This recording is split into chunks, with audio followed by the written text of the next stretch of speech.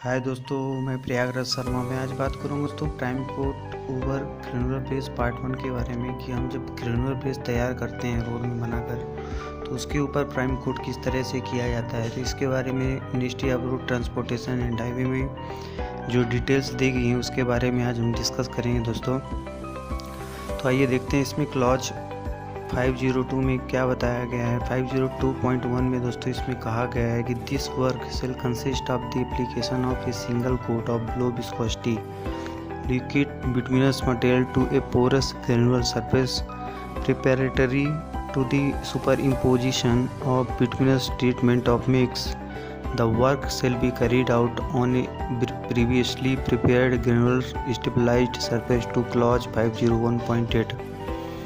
तो दोस्तों इसमें कहा गया है, प्राइम कोट के बारे में बताया गया है।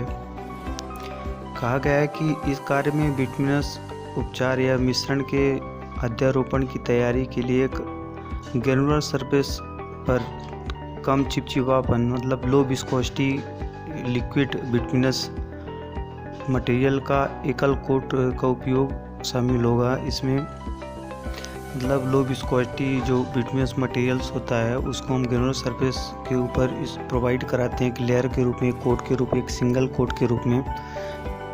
उसमें जो पोरस होते हैं, जो उसमें छिद्र होते हैं, उनको फुलफिल करने के लिए और जो ग्रेनुलर बेस सरफेस तैयार हो जाता है तो उसके ऊपर जो लूज पार्टिकल होते हैं, लूज मटेरियल्स होते हैं, उनको ये कोट करने में और बॉन्ड करने में सक्षम होता है। प्राइम कोट उसको बॉन्ड करता है, उसको कोट करता है जो भी लूज मटेरियल्स होते हैं सरफेस में।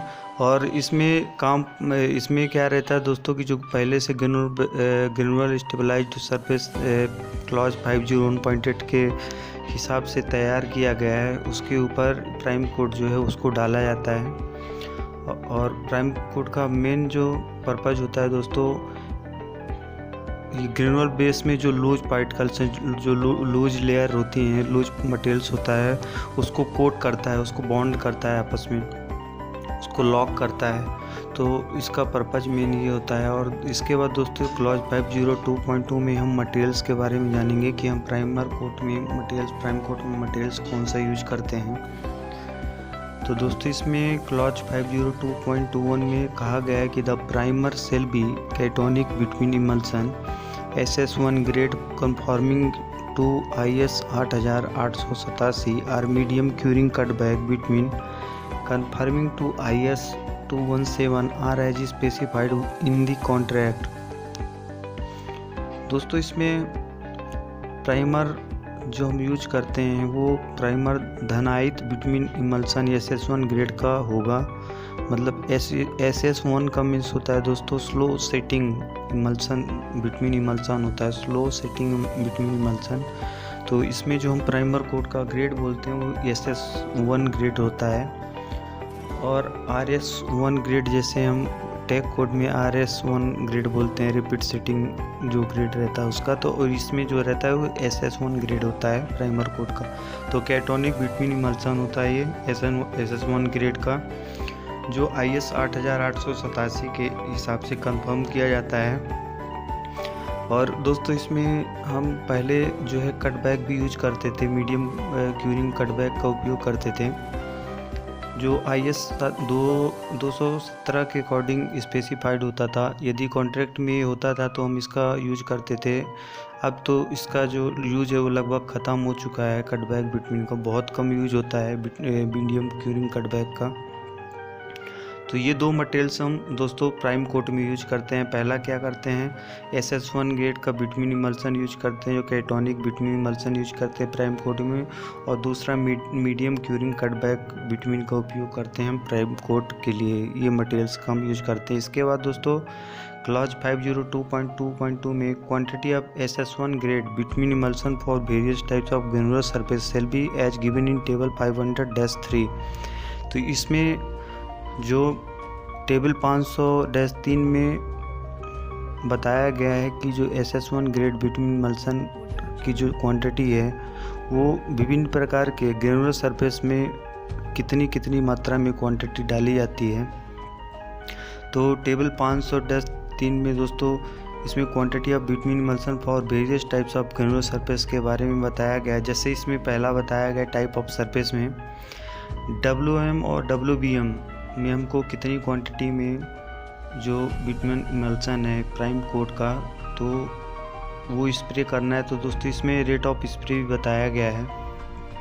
तो WMM मतलब वेट मिक्स मकैडम और WBM मतलब वाटर बाउंड मकैडम की सरफेस में दोस्तों हमको 700 ग्राम से 1 kg पर स्क्वायर मीटर में रेट ऑफ स्प्रे करना है प्राइम कोट का।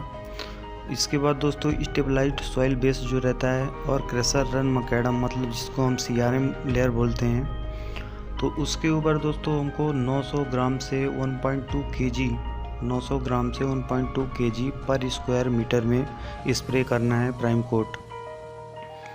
तो ये चीज़ इसमें टेबल 500-3 में बताई गई है। इसके बाद दोस्तों 502.2.3 में cutback of primer shall not be prepared at the site, type and quantity of cutback between for various types of granular surface shall be as given in table 500-4।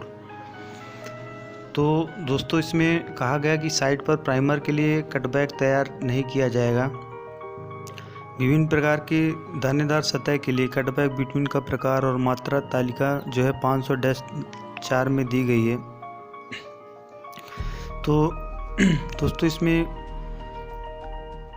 500-4 में विभिन्न प्रकार के ग्रेनुलर सरफेस के लिए जो हम कटबैक का उपयोग करते हैं उनका टाइप और इसमें मात्रा बताया गया कि कितना कितना हमको कटबैक डालना है और कौन सा कटबैक किस टाइप का कटबैक यूज करना है।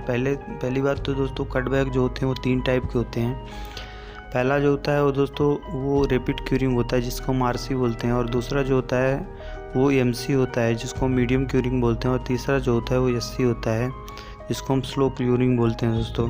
तो इसमें हम दोस्तों जो प्राइम कोट में हम यूज करते हैं वो MC यूज करते हैं, मीडियम क्यूरिंग कटबैक का यूज करते हैं।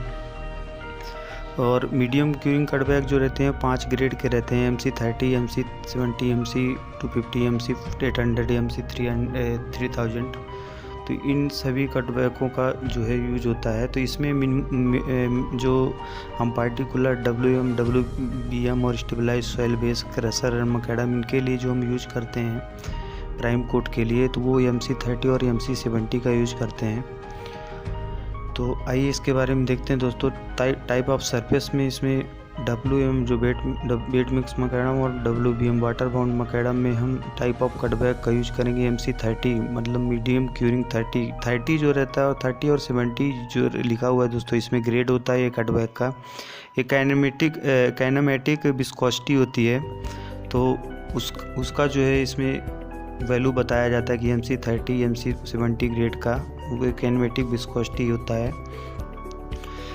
और MC30 में इसमें हमको कितना स्प्रे करना है कटबैक का वो 600 ग्राम से 900 ग्राम पर स्क्वायर मीटर में हमको स्प्रे करना है, मतलब 0.6 to 0.9 kg पर स्क्वायर मीटर में। और इसमें स्टेबलाइज्ड सॉइल बेस और क्रशर रन मकैडम जो CRM लेयर होती है उसके ऊपर हमको MC70 ग्रेड का कटबैक यूज करना है, कटबैक बिटवीन का यूज करना है। वो 900 ग्राम से 1.2 kg पर स्क्वायर मीटर में हमको स्प्रे करना है, मतलब 0.9 से kg से 1.2 kg पर स्क्वायर मीटर में हमको स्प्रे करना है।